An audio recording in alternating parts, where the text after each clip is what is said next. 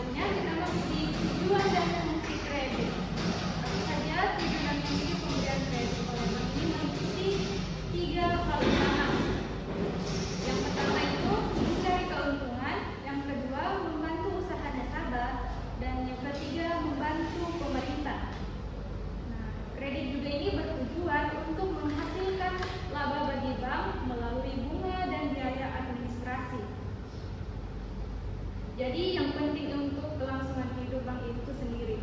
Selain itu, kredit juga membantu nasabah dalam memperoleh dana untuk modal kerja atau investasi, sehingga usaha mereka ini bisa berkembang.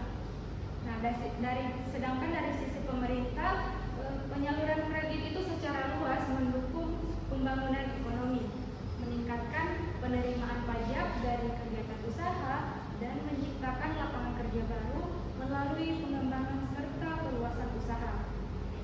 Itulah tadi dari tujuan dan fungsi kredit, meliputi tiga poin. Yang pertama itu mencari keuntungan, kedua membantu usaha nasabah, dan ketiga membantu pemerintah. Selanjutnya kita masuk di poin jenis-jenis kredit. Nah, kredit juga ini dapat diklasifikasikan ke dalam beberapa jenis berdasarkan tujuan, jangka waktu, jaminan, dan pelakunya. Nah, berdasarkan tujuan penggunaannya, kredit dibagi menjadi kredit konsumtif dan kredit produktif. Nah, sedangkan kredit konsumtif ini diberikan untuk memenuhi kebutuhan pribadi seperti pembelian rumah, kendaraan, atau barang konsumsi lainnya. Nah, sementara itu kredit produktif ini digunakan untuk kegiatan usaha seperti modal kerja atau investasi dalam pengembangan bisnis. Jadi berdasarkan jangka waktu, kredit ini dibagi menjadi 3 jenis.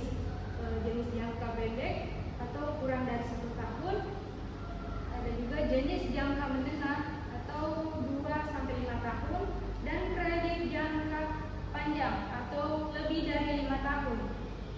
Nah, masing-masing ini disesuaikan dengan kebutuhan dan kemampuan pengembalian debitur.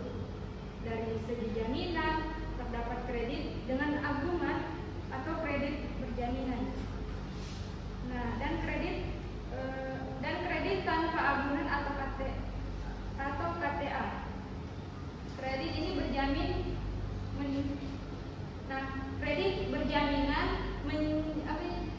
mensyaratkan aset sebagai jaminan seperti sertifikat tanah atau kendaraan. Mungkin itu saja dari jenis-jenis kredit yang dapat saya jelaskan. Selanjutnya kita masuk di jaminan kredit.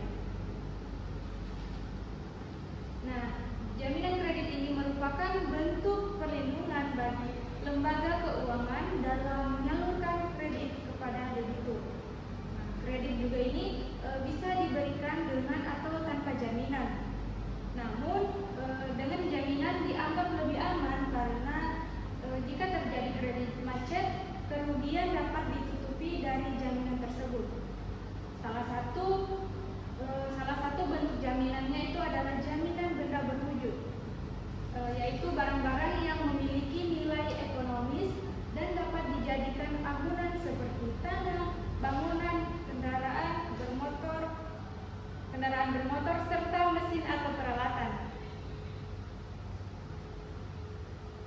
Mungkin itu saja tadi prinsip jaminan kredit. Selanjutnya kita masuk di prinsip-prinsip pemberian kredit. Nah, jadi dalam proses pemberian kredit, lembaga keuangan ini menggunakan penilaian prinsip yang dikenal sebagai analisis 5C. Apa saja itu 5C?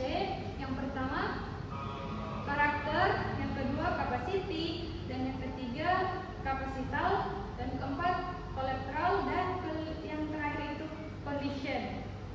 Nah, prinsip ini dari 5C ini, prinsip ini bertujuan untuk memastikan bahwa calon debitur ini benar-benar layak menerima kredit dan mampu mengembalikannya. Nah, sedangkan karakter ini mencerminkan niat dan integritas nasabah dalam membayar. Sedangkan kapasiti ini menilai kemampuan usaha dan manajerial debitur. Sedangkan kapital ini melihat keuntungan modal dan kondisi keuangan. Sedangkan kolateral adalah jaminan yang dapat menutupi resiko jika kredit macet, dan condition ini merujuk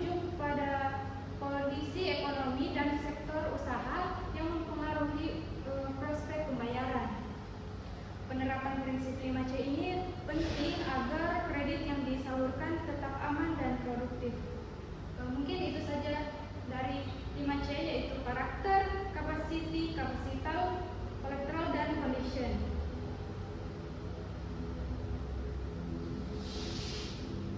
Selanjutnya kita masuk di kesimpulan.